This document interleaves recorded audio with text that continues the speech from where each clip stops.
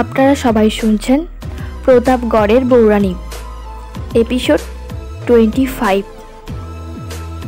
ঠং করে একটা বিকট শব্দ তুলে ভারী তালাটা ভেঙে নিচে পড়ে যায়। কাঠের নকশা কাটা দরজার পাল্লা দুটো কেঁপে ওঠে। সন্দিগ্ধ দৃষ্টিতে একবার সেদিকে তাকিয়ে একটা গভীর নিঃশ্বাস নেই। তারপর দরজার কপাট খুলে দু হাতে জোরে ঠেলা লাগাই। বহুদিন ধরে বন্ধ হয়ে পড়ে থাকায় একটু বেশি বল প্রয়োগ করতে হয় আমাকে, কিন্তু দরজাটা খুলে যায়। ভেতরে চোখ বোলাতেই দেখি সেখানে নিরবিচ্ছিন্ন অন্ধকারের রাজত্ব। বাইরে থেকে কিছুই ভালো করে বোঝার উপায় নেই। ভেতরে যে যাব সেই সাহস হচ্ছে না। এমন নির্জন মন্দিরের দীর্ঘদিন ধরে অবরুদ্ধ এক অন্ধকার কক্ষে প্রবেশ করি কি করে?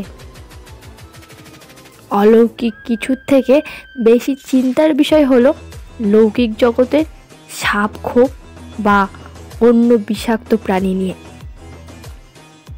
অন্ধকারে কোনো কিছুর ঘাড়ে পা রাখলেই যে কামড় খেয়ে নিশ্চিত মৃত্যু। কি করি ভাবতে ভাবতেই মনে হলো গর্ভগৃহে মায়ের মূর্তির সামনে জ্বলন্ত প্রদীপ তো আছে। হ্যাঁ, সেটা নিয়ে আসলেই তো কাজ হবে। যেমন ভাবা তেমন কাজ। আবার ফিরে গিয়ে মাটির প্রদীপটা তুলে নিয়ে আসলাম। সাহসে ভর করে সেই প্রদীপ হাতে ঢুকে পড়লাম ঘরটার ভেতরে। বহুদিনের জমে থাকা ধুলো, ময়লা আর ভ্যাপসা গন্ধে দম বন্ধ হয়ে আসতে লাগলো। মনে হলো আমি যেন জীবিত সচল জগৎ থেকে বহু দূরে কোনো অন্ধকারে নিমজ্জিত উপত্যকায় চলে এসেছি। প্রদীপের হালকা আলোয় এই নিকষ কালো অন্ধকার দূর হয় না। প্রতি পদে ভয় হয়, পাছে কোনো অবাঞ্ছিত বস্তু বা জীবের ওপর পা না পড়ে। একটা ব্যাপার লক্ষ্য করলাম, ঘরটায় কোনো জানালা বা বাতায়ন নেই, নেই অন্য কোনো দরজা। এই একটা মাত্র প্রবেশদ্বার ব্যতীত বাইরের জগতের সাথে সম্পর্ক স্থাপনের আর অন্য কোনো উপায় নেই। অন্ধকারে চোখ খানিকটা সয়ে এলে দৃষ্টি পরিষ্কার হলো। আলো আঁধারির খেলায় আবছা হলেও ঘরের ভেতরের সব কিছু ঠাউর করতে পারলাম। দেখলাম ঘরের আসবাবপত্র বলতে বিশেষ কিছুই নেই, খালি একটা তক্তপোষ, একটা ছোট জল চৌকি আর একটা বেশ বড় আকারের লোহার সিন্ধুক। দেখে বুঝলাম এটুকু সংস্থান একজন মানুষের দৈনন্দিন জীবনযাপনের সামগ্রী কোনো এক সময়ে। কাঠের তক্তপোষ ও জল চৌকিটা সময়ের ভারে জরাজীর্ণ হয়ে গেছে। দেখে যেন মনে হয় ছুলেই এক্ষুনি ভেঙে পড়ে যাবে।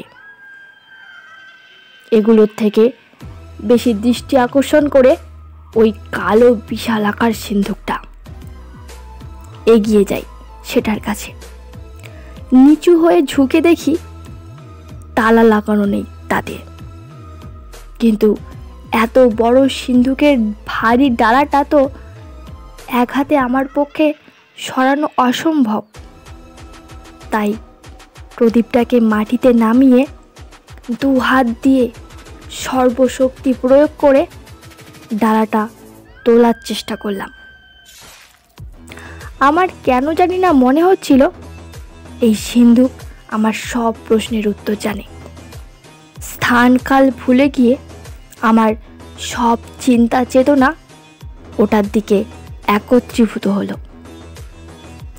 একটু ঠেলাঠেলির পর ঘর ঘর করে বিকট আওয়াজ তুলে জং লাগা লোহার ডালা খুলে গেল।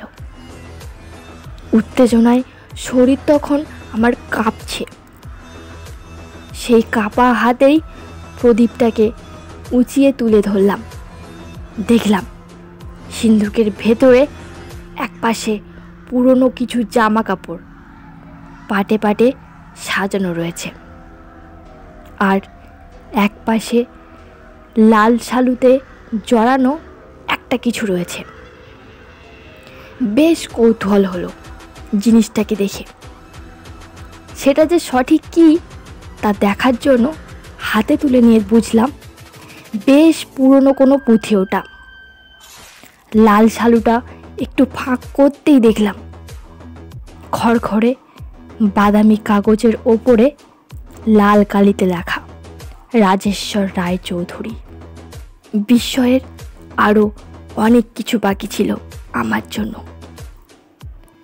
পুঁথিটাকে ঠিক মতো করে খুলতে বুঝলাম এটা আমার মৃত শ্বশুর মশাইয়ের দিনলিপি। নিঃসন্দেহে এর মধ্যেই আছে অনেক এমন গোপন রহস্যের চাবিকাঠি, যার একটা সূত্রও যদি খুলে যায় তবে এই প্রতাপগড়ের রাজবাড়ির সব অভিসম্পদ দূর হতে পারে। ধূলি ধূসরিত মেঝের পরোয়া না করে সেখানেই বসে পড়লাম। সিন্ধুকের ডালাটাকে নামিয়ে দিয়ে তার ওপরেই প্রদীপটাকে রেখে তার মৃদু আলোর নিচেই রাজেশ্বর রায়চৌধুরীর দিনলিপি খুলে বসলাম। আমার মামাকে অসংখ্য ধন্যবাদ। তার ঘরে হাজার অবহেলা সহ্য করে বড় হতে হলেও নিজের সন্তানদের পাশাপাশি আমার অক্ষর জ্ঞানের ব্যবস্থাটাও করেছিলেন তিনি। আজ সেই অক্ষর জ্ঞানটাই কাজে লাগলো আমার। বাদামি রঙের প্রায় ভঙ্গুর পাতাগুলো খুব সাবধানে উল্টালাম। প্রথম পাতায় একদম ওপরে বাঁ দিক ঘেঁষে লেখা 1745 খ্রিস্টাব্দ 12ই শ্রাবণ। এরপরের বক্তব্যটুকু এরকম: আজ সকাল থেকেই মাধুরীর শরীর ভালো নেই। গত কিছুদিন ধরেই ওর দেহ বড় দুর্বল হয়ে পড়েছে। বুড়িদাই চলে এসেছে। যে কোনো মুহূর্তে আতুর ঘর হতে খবর আসবে। কিন্তু মন আমার ভীষণ চঞ্চল আজ। খালি মনে হচ্ছে খুশি এবারেও হয়তো অধরাই থেকে যাবে আমাদের। এত যাগযজ্ঞ পূজা সবই মনে হয় বৃথা যাবে। অনেক বিশ্বাস করে যাকে আশ্রয় দিয়েছিলাম, মেয়ের মতো করে স্নেহ করেছিলাম, তার বিষাক্ত চক্রান্তে আজ আমার বংশ শেষ হতে চলেছে।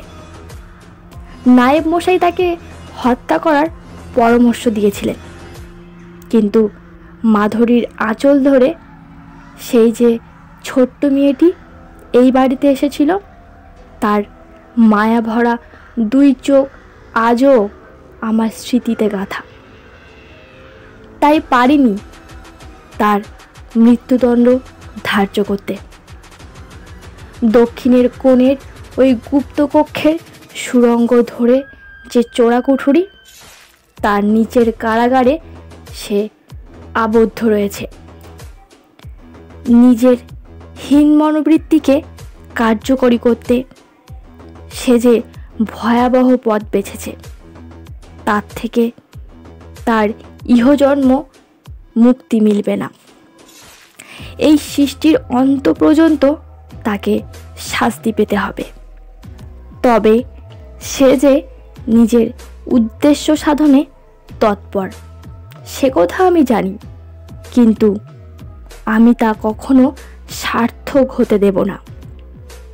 আতুর ঘর হতে থেকে থেকেই মাধুরীর ব্যথাতুর আর্তনাদ ভেসে আসছে। জানি না বিধাতা তাকে আর কত পীড়া দেবেন। প্রথম পাতায় লেখা এখানেই শেষ। তবে এটুকু পড়েই আমার মন উদ্ভ্রান্ত হয়ে উঠেছে। এখানে কার কথা বলেছেন রাজেশ্বর রায়চৌধুরী? কে সেই নারী যাকে তিনি তার ঘৃণ্য চক্রান্তের কারণে বন্দি করেছিলেন? না, এই উত্তেজনা আর নেওয়া যাচ্ছে না। এভাবে আধা সত্য আধা মিথ্যের ঘোরাটোপ থেকে বাস্তবিক সত্যি জানা যাবে না। এই দিনলিপি এখন আমার একমাত্র মাধ্যম সেই বছর ৪৫ আগের ঘটনাগুলোর যথার্থটা জানার। তাই পৃষ্ঠা উল্টে পরবর্তী পাতায় গেলাম। 15ই শ্রাবণ। জগৎমাতা সিদ্ধান্ত নিয়েছেন জগতের সেরা শক্তির থেকে আমাদের দুজনকে বঞ্চিত রাখবেন। মাধুরী শোকে পাথর সম হয়ে গেছে। 3 দিন যাবৎ অন্যের এক দানাও মুখে তোলেনি সে। তার চোখের দিকে তাকাতে পারি না, সেখানে কেবল নীরব শূন্যতা। 10 মাস ধরে যাকে তিলে তিলে নিজের শরীরে রেখে বড় করেছে, তার নিথর নিঃসার দেহ যখন ওর কোলে তুলে দেওয়া হলো, তখন এক মায়ের বুক ভাঙা কান্না আর হাহাকারে এ বাড়ির প্রতিটা ইট কেঁপে উঠেছিল। আর আমি প্রজাদের কাছে নাকি আমি ভগবান, দেবতা। তাদের মতো নাকি আমি সবার সব দুঃখ দূর করতে পারি। অথচ সেই আমি আজ কত নিরুপায়। নিজের ধর্মপত্নীর এই কষ্ট লাঘব করার কোনো উপায় আমার কাছে নেই। প্রতিবার সুখের সম্মুখীন হতে হতেই যখন স্বপ্নের মতো তা অধরাই থেকে যায়, তখন মাধুরীর বুক ফাটা হাহাকারের নীরব দর্শক হয়ে থাকা ছাড়া আর কোনো কিছুই করার থাকে না আমার। গোটা বাড়ি আমাদের শোকে শোক স্তব্ধ হয়ে থাকলেও নিচের কারাগার থেকে কিন্তু তার জয়ের উল্লাস ভেসে আসছে, আর সেই সাথে তার আরাধ্যর জয়ধ্বনি।